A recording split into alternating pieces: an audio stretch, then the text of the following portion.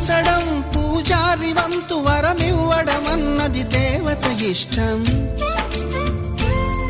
ప్రేమించడం ప్రేమికుడి వంతు కరుణించడం అన్నది ప్రేయసి ఇష్టం. ఎందువల్ల నిన్ను ప్రేమించిందో చిన్ని మనసుకే తెలియదుగా, నిన్ను మరవడం జరగదుగా.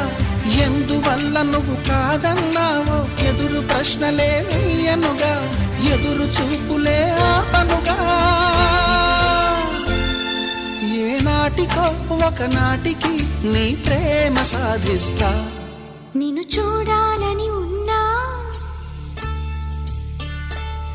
నిన్ను చూడాలని ఉన్నా